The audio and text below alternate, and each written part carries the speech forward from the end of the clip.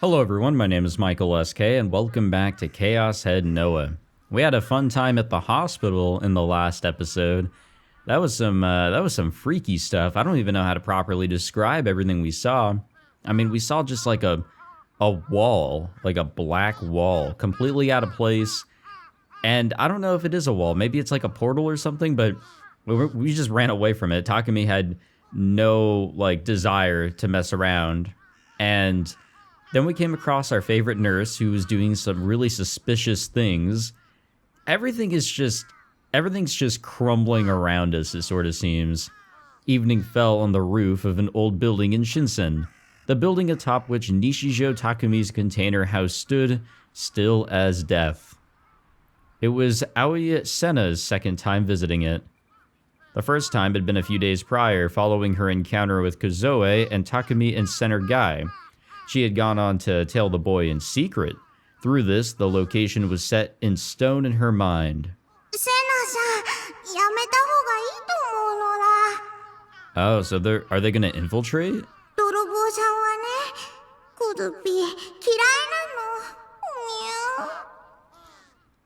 それならどうしてついてきた?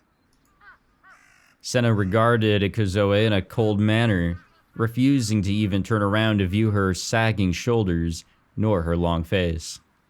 Senna had come here to infiltrate Takumi's room. I was completely right. Nishijo Takumi is not normal. That was the conclusion she had come to after speaking to him many times. There was no doubt in her mind that he was distinctly different to normal gigolomaniacs like Kozoe and herself. Did he possess delusional abilities so abnormal it proved terrifying? Or could he perhaps be receiving some form of artificial support?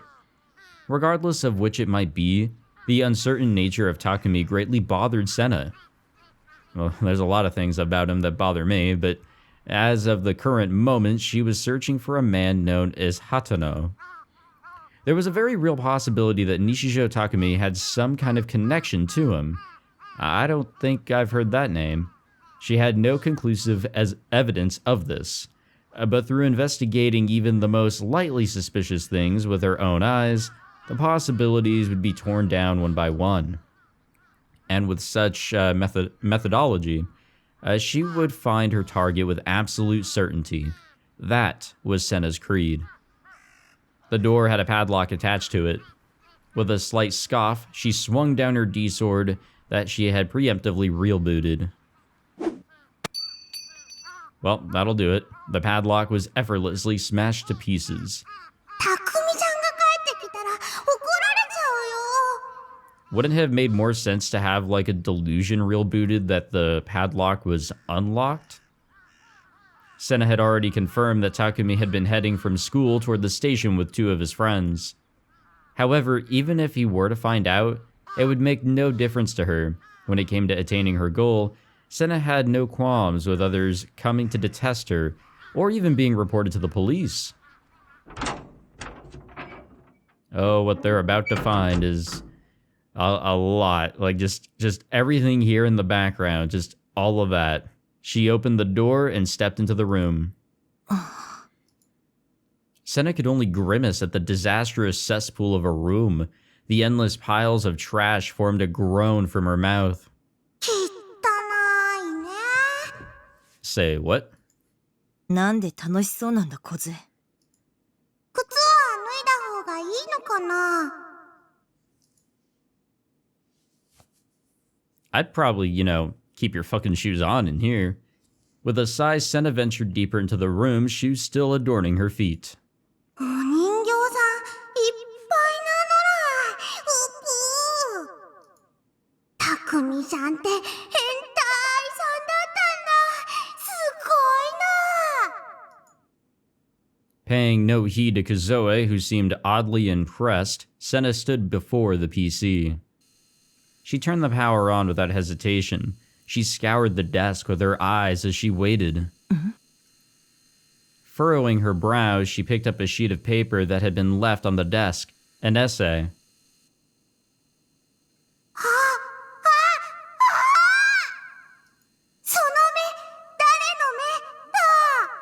Yep, time to connect some dots here, huh?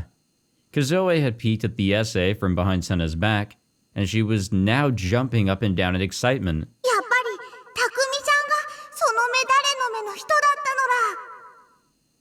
コズピーはパンパカパーンだったぽーん。 I wonder what set her on the right track there to actually properly predict that it was him. In vast contrast to Kazoe, Senna skimmed the essay with disinterest, then casually flipped it over. The very next instant, her eyes widened in shock. これ Something was drawn there. It was... Yeah, even I'm not really sure what all that is. 人がいっぱいだね。これロボットさん ?IR2 だって。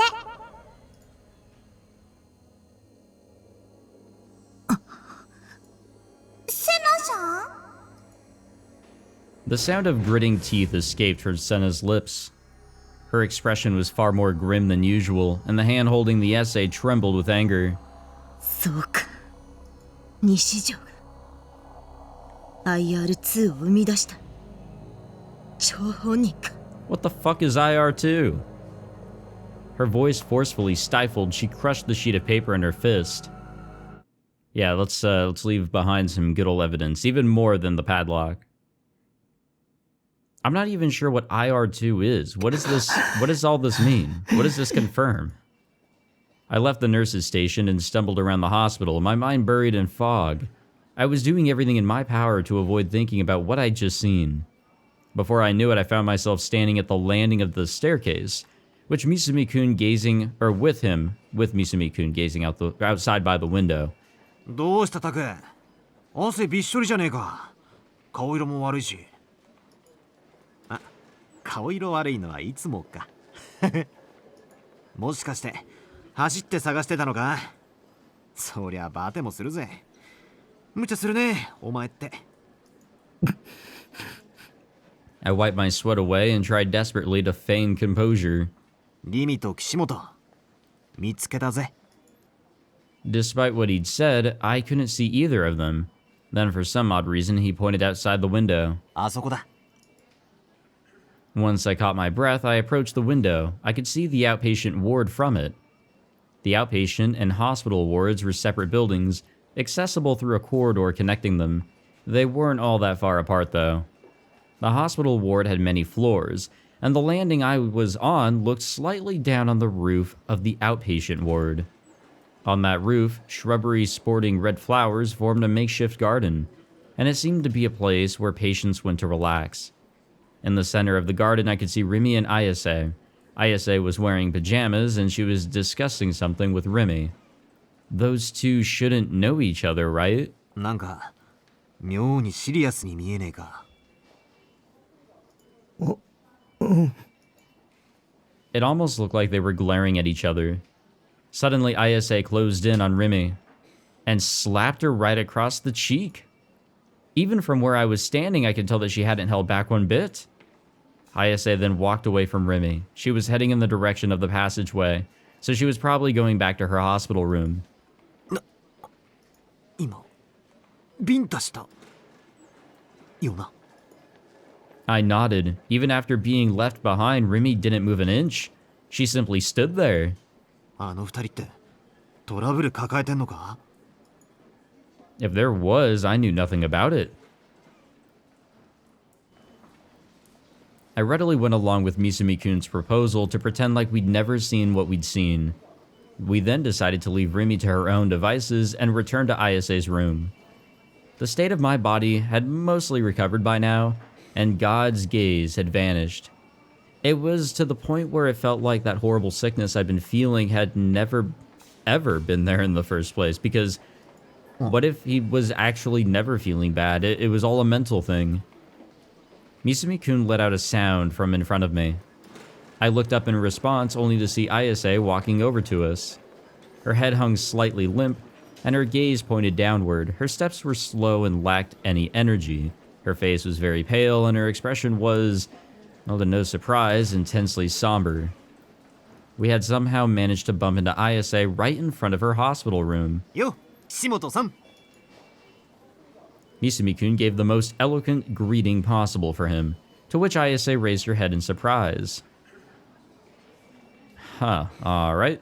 She looked at me, and then despite seeming like she was on the brink of tears, she smiled at me. Why had she done that? Had she heard about the uproar that had happened in front of Ofront? About all the shameful things I'd done? Or was she just being friendly? The former would be beyond depressing. 俺たち君のお見舞いに来たんだよね。つうか岸本さん、パジャマ姿も可愛いじゃん。 His passive pickup artist had activated in barely any time at all. Well, yeah, I mean, it's how these passives work. Talk about rushing the objective. 入って。 Although Ayase had treated Misumi-kun pretty coldly before, she didn't do that this time. Instead, Ayase opened the door and invited us in. She didn't show a single hint of having slapped Rimi just a few minutes ago. Was she hiding it well? Or had she just already gotten over it in such a short time? As per usual, I had no idea what Ayase was thinking. やっぱ見舞いに来たのは正解だったぜ。今日は好感触だ。 Misumi-kun gave me a small fist pump while Ayase wasn't looking and then excitedly entered the room. I reluctantly followed after him. In all honesty, I wanted to head home with Rimi ASAP. But I didn't have the courage to say anything to her. I didn't know the reason why, but being so fiercely slapped like that must have made her pretty depressed. And I knew I didn't have the words to encourage her. There's gotta be a reasoning for all this. And a reasoning for them to even be talking. Ayase sat down on the bed, and Misumi-kun very casually sat beside her. Talk about daring. I couldn't help but be taken aback by Misumi-kun's mode of attack. Ayase gave Misumi-kun a single glance before fixing her gaze upon me. Being stared at so blatantly put me at a loss for how exactly I was supposed to respond. I didn't know what kind of expression to make, so I just ended up looking down at the floor. 怪我どう？もうだいぶ良くなってるみたいだけど。なんか必要なものあるなら遠慮なく言ってよ。俺がすぐ買ってきてやるぜ。 He focused intently on Ayase's hand. If I had to guess, he was scheming on how best to grab it. That refined, slender hand. Should I just go? あ、小説とか読む？俺さ、グラジオール記黙示録詩編ってのが好きなんだけど。岸本さん、知ってる？匠。 Leaving Misumi-kun's question unanswered, Ayase called my name. Yeah, she just does not give a shit about him. He's just completely unimportant, not a gigalomaniac, not a weirdo wacko like Takumi is. 君はグラジオールの7騎士の一人よ。あ？え？ Right into the schizo shit, huh? Even the mayhem surrounding her attempted suicide hadn't been enough to change her at her core. やっぱり導きだったんだわ。君と私が出会ったのは。Quietly, dispassionately, Ayase narrated about what I could only call a totally chuny storyline. 君の邪神はとても強大。だからこそ言うことなしなのよ。黒騎士としての素質は。君が今経験している苦しみはすべて神罰。大いなる意志による試練なの。それを乗り越えたときに理想度は召喚されるわ。君の手に必ず。そして現れるのよ。邪神の黒き大蛇。あらゆる崩壊を飲み込み、邪神王の身を砕くことのできる。同質にして異質なるものが現実なの。グラジオールも理想度もかまいたちがその証よ。実在しない現象は後世に言葉として残ることはないわ。知っている？語源をかまえたち。それは理想度を意味しているの。信じて。匠。グラジオールを倒すのよ。一緒に。Cool. I didn't get a single bit of that. Gladule. I remembered that name. Let's do a happy delusion. I'd seen that term back when I'd first been researching D-swords. It seemed that D-sword was a term used in literature, and what the fuck? Pseudepigraph. I can't even. Relating to the legend of Gladwell, or more specifically, a sword in it. I wasn't really sure though. I'm sorry, just something about that word. My tongue can't move in the formations it needs to move in to pronounce that. As I continued to think, Misumi-kun quietly got up and started to walk toward me. I thought he was just going to walk out of here. Okay, we're going to have a delusion? What's going to happen here? He went to go right past me, but just before he did, he put his hand on my shoulder. 俺、外に出てるわ。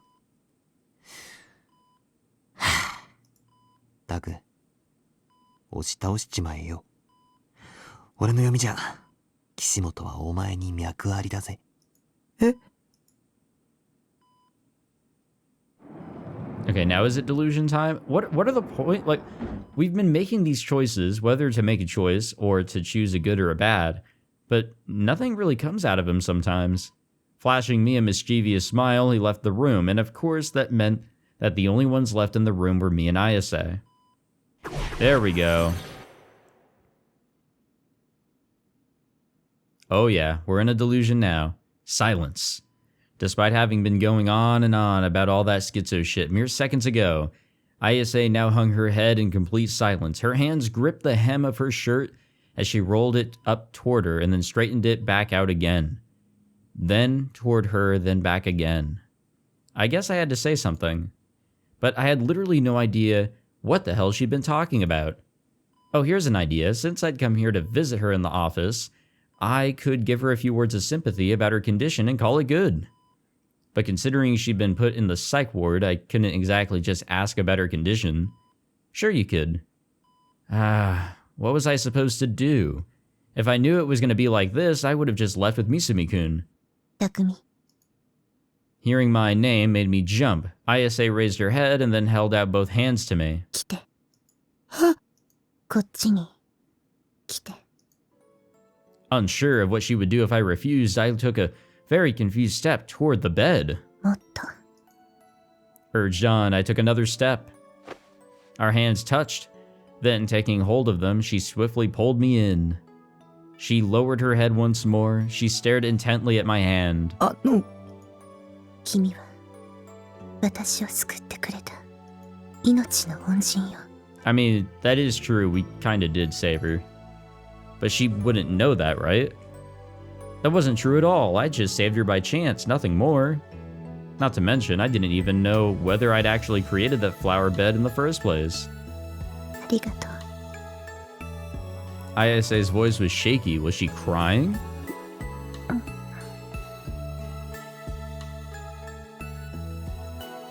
I felt a warm sensation on my fingertip, and when I looked down... Oh, no. Don't tell me, dog. What? No! What is this? Why? What the fuck?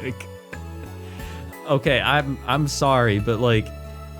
The delusions in this title are completely fucking weird. I know I shouldn't be making comparisons to Chaos Child, but what the fuck, man? For some reason, I couldn't comprehend my index finger was inside Ayase's mouth. I wonder if this will get me demonetized. I feel like it might. I don't think it's sexual. I would say more so it's just fucking weird shit happening. Maybe? I felt something soft and warm touch my fingertip. It wriggled and coiled around my finger and then slipped in one of the gaps between my nail and flesh. How exactly had we gotten to this point? I was more confused than ever, but I didn't have it in me to resist. It just felt way too good. It was now entirely at her mercy. I would hate that. That would feel so fucking terrible. And just disgusting. All she was doing was licking my fingers, so why was it so...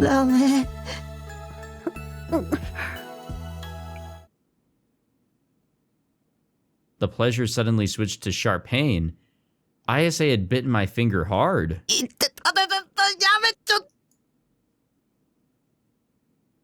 It felt like she was biting right through to the bone. That was how painful it was. I frantically tore my hand away and eventually managed to free it from Ayase's mouth.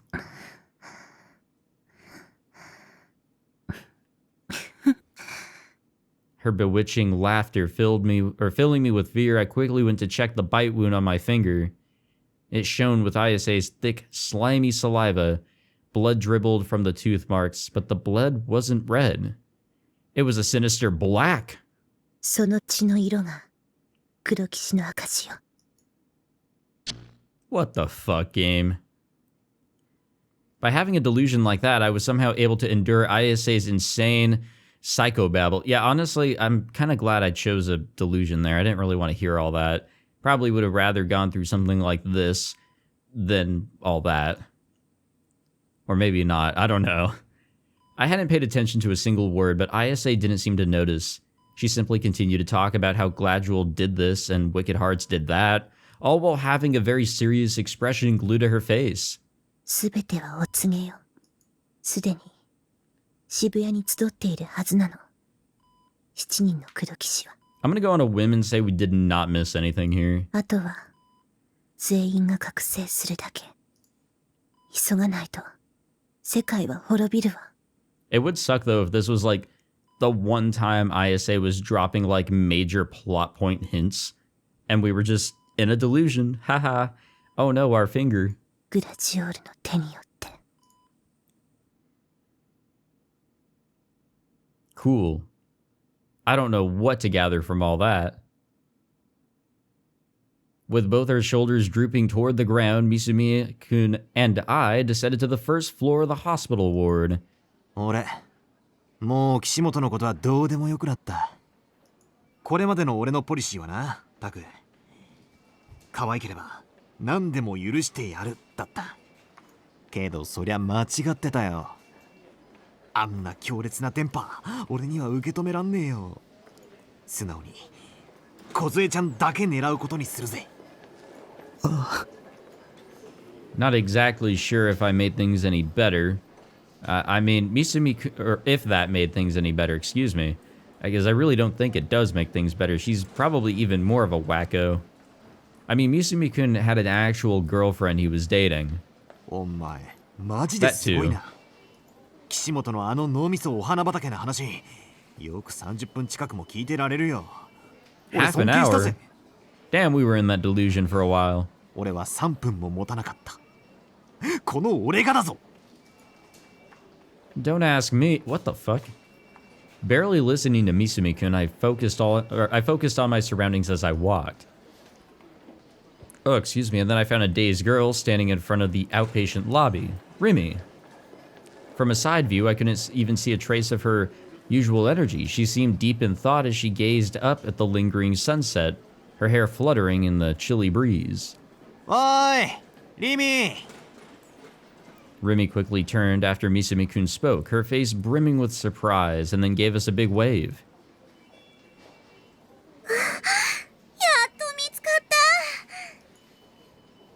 The sight of her smile filled me with relief. I instinctively ran up to her.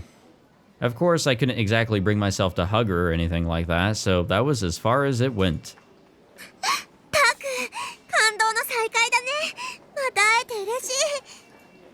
どこほっつき歩いてたんだ？病室どこかわからなくてあちこちさまよっちゃった。ひどいよ。置いてくなんて。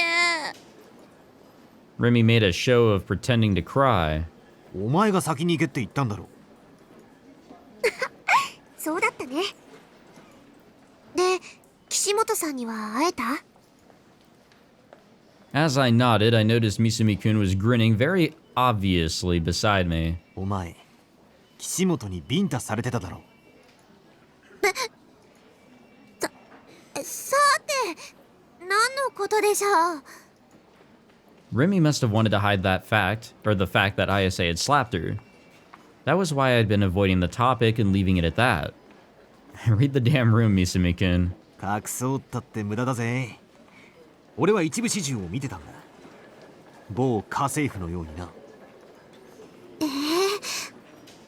なんだ、バレてたのか。 Her face now pointing down at the floor, Rimi gave me an awkward sigh and then gazed up at me. もしかして、タクも見てたの？そうだ、俺とタクで決定的瞬間をバッチリ見てた。 Dude, you don't just say that. Oh man. What do we do here? なんだ、それじゃあ必死にごまかそうとしてたのがバカみたいじゃない。 I don't want to do a delusion. I think we should just ride this 屋 out. 上に行ったらちょうど岸本さんがいたから、つい気になってたことを質問しちゃったの。そしたら機嫌損ねたみたい。 What did she ask? なんだよ、気になってたことって。ね、 Yeah, I feel like a delusion would have twisted what she actually 剣 asked. を見せてって。 Oh. No way. Could she really see D-swords too? Well, I would assume based on what we saw in the very beginning of the game. I mean, it shouldn't be a surprise. We don't have to play dumb here. I'm sure she is also a gigglomaniac, but also there's got to be more to her. She's a very unique case in a very similar way to Takumi. For a split second, that was my assumption, only for it to be immediately proven wrong. ほら、タクが前に剣のこと話してたでしょ。だから私も見たいなーって。それで引っ叩かれたのか？意味わからん。岸本って剣の話ばっかしてるのにな。さっきも病室に入った途端、グラディエーターがどうとか言い出して、マジビビったぜ。Yeah, that is kind of how that went down. The three of us walking shoulder to shoulder, we made our way through the outpatient lobby. The outpatient reception was already closed, meaning very few people were still there. However, the large TV screen at the end of the lobby was still surrounded by around 10 or so people. 何かな？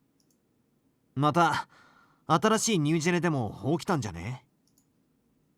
My body stiffened at what Misumi-kun had so casually said, but immediately after that, Rimi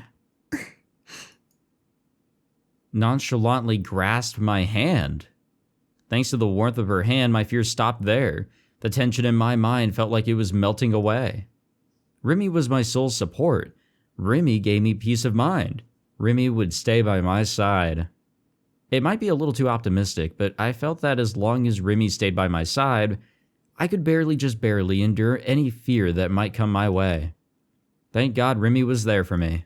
なあ、二人とも来てみろよ。Misumi-kun had already made it to the TV and was urging me and Rimi over to it. All the other people there, patients both young and old, and even some of the nurses, had gathered around the TV. Their eyes were glued to the screen.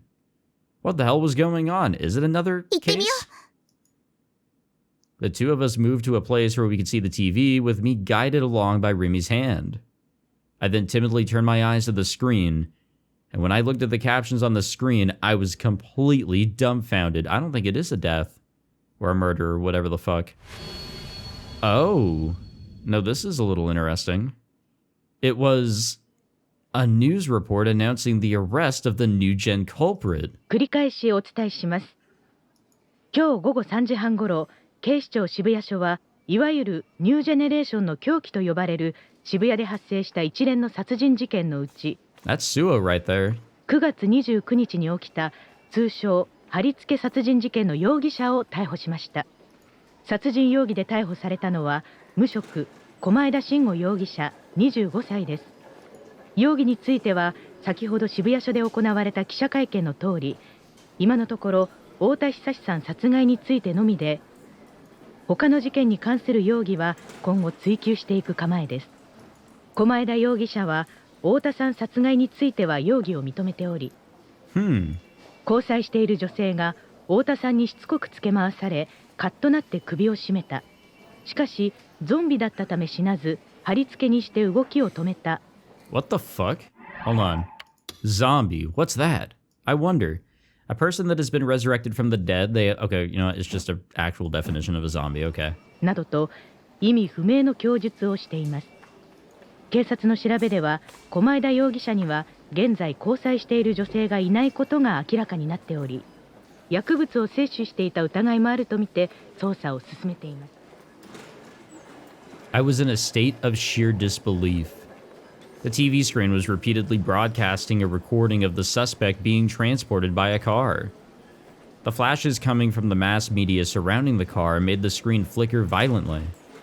The suspect was completely covered by his jacket, so I couldn't see his face. タク、 Rimi whispered to me as I stared at the TV screen. Her hands squeezed my own. やっぱりタクは犯人なんかじゃなかったし、将軍っていう人も単なるいたずらだったんだよ。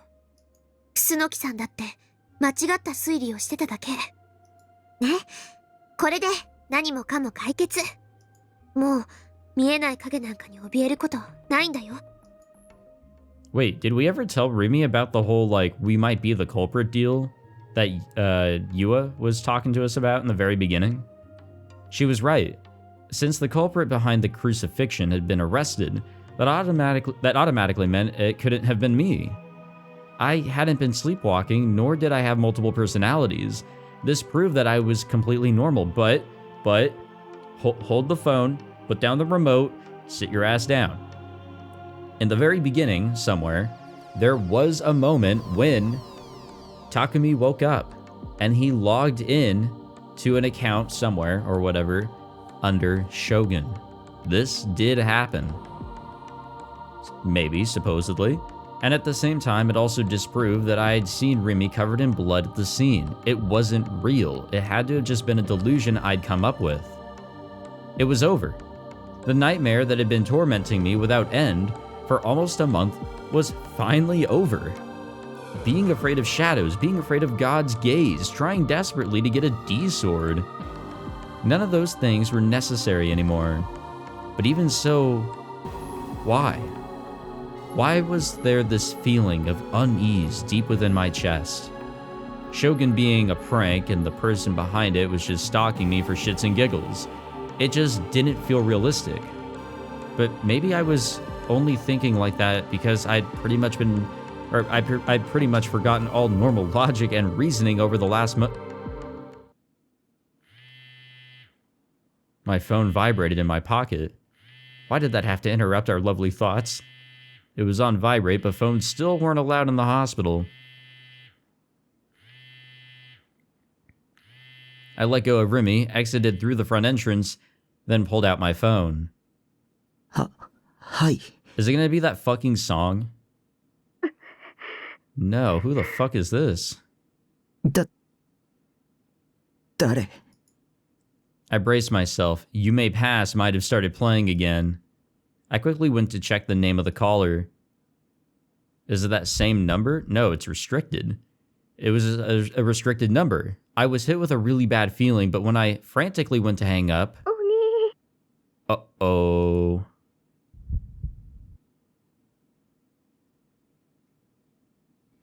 The horribly pained voice that had come through the phone was unmistakably Nanami's. Why do we have to continue to see that? ななみ。何なの？右手を。 Oh, come on, dude. Come on. What's that supposed to mean? Even my dog outside is upset. What's going on here? The shop specializing in Garo Froggy merchandise was known as Top Frog. That pun was likely an attempt to leave a good impression on its customer base, but Bond could only sigh at what he felt was akin to a dad joke. At present, Top Frog had about 20 branches established around the capital region, and it was showing no signs of slowing down in its expansion. Bond was currently visiting the very first branch situated in Harajuku, a place often cited as paradise by the biggest Garo Froggy fans. Bond, however, quickly came to regret this decision. なあ、ゆあちゃん。帰っていいか? He spoke in a low voice to Yua, the girl that had guided him to the shop.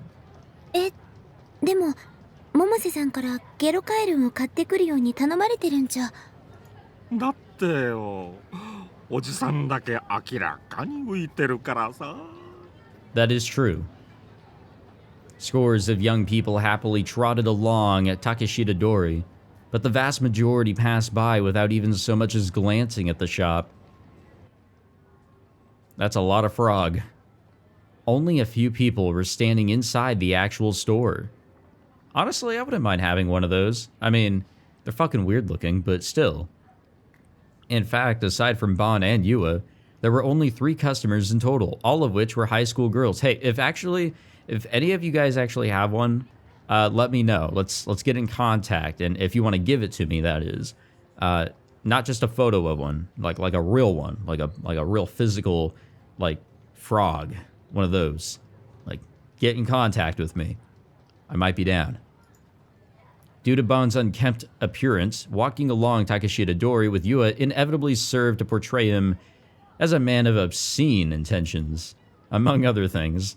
He was just going to buy one of the plushes that was so popular nowadays, but that was what any stereotypical old pervert would say, a notion that brought down Bon's spirits considerably. On top of that, なんか誰かに見られてるような気がするんだよな。いい年して自意識過剰かもしんねえが。あ、それ、私もです。最近、誰かの視線を感じて、たまに、すごく、怖くなるんですよ。なんで俺だけじゃなかったか。ゆあちゃんの場合は心配だな。ストーカーに付け狙われてたりしたら。そんな、怖いこと言わないでください。安心しな。そんな奴がいたら俺が逮捕してやるから。resolving the topic with a grin, Bond stared fixedly at the various frog characters lined up along the shelves. ところで、ゆあちゃんはここに来るのは何度目だい？私も初めてです。あんまり客がいねえようだが。静かなブームってやつなのか？金曜日から日曜日にかけてはすごく混んでるらしいです。あ、つまり新作が発売されて週末の間だけですね。特に金曜日はものすごく並ぶらしくて、学生のために18時に販売開始なんですけど、噂だとその行列だけで竹下通りが埋め尽くされるとか。週末だけねえ。ますます怪しいな。What a moneymaker of a business. Bond went to pick up 2 of the teary Gyro froggies that had been released last week and then headed to the register. Yua, not buying anything herself, followed behind him. 射精 The store employee was a vacuous-looking man in his 20s. His hair had been dyed green. Why would you fucking do that? And he had earrings in. If he were not behind the register, he certainly would not look like a clerk to the passing observer. At the very least, it was no outfit to be serving customers in. The employee stared at the 2 without relent nor restraint. 娘さんへのプレゼントってやつっすか？ Yeah, sure, whatever. そうなんだよね。この子がどうしてもって言うから。まあ、たまには父親らしいことしてやらんとね。Bond forced a smile as he looked ingratiately, whatever that word is. God damn, my tongue just don't want to move in these sorts of ways, at the younger shop clerk. Yua's gaze fell to the floor as her face turned to one of shock. Nonetheless, she did not break the father and daughter charade. それより、このカエルに興味あるんだけど、ちょっと話聞かせてもらっていいかな？ゲコカエルンってそんなに人気あるの？っていうかゲロカエルんすよ。バンバン人気あってやばいっす。ゲプカエルンね。いつも週末に新作が出るんでしょ。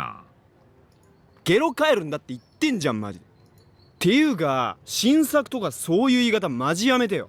新ガエルだから。金土日と超並んでバンバン売れるんでマジやばいっすよ。マジでバンバン売れるっすから。バンバンっすよマジで。I can't follow like this man's like use of some words. He's just too young for me all of a sudden, you know? Like I can't match the youth. Yua's brow narrowed in response to the young man. Bonkers seemed to be a favorite word of the shop clerk, and something felt odd to her about it. Why is he emphasizing part of it so much, she wondered. It likely was not intentional, but it almost felt as if the young clerk was saying Bond's name in some capacity.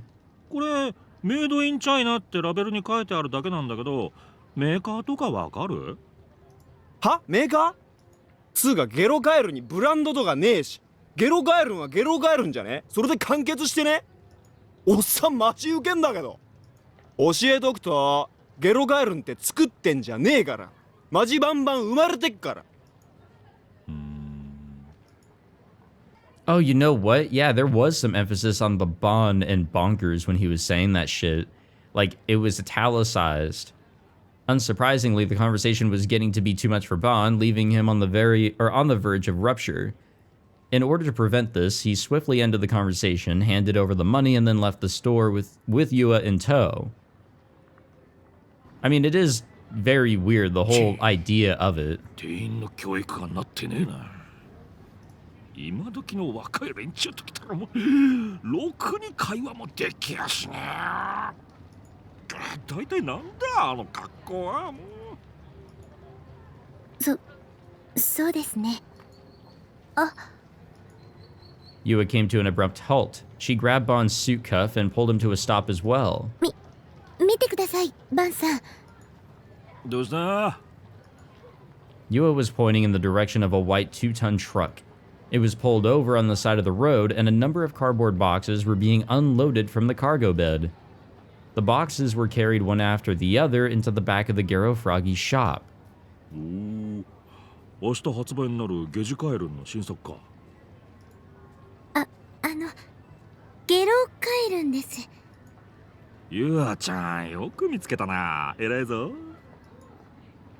いえ、そんな。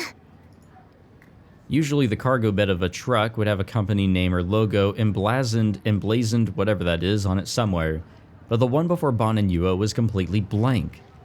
However, the cardboard boxes being carried inside had something resembling a company name written beside a few Gero Froggy illustrations. NewGen 会社新興。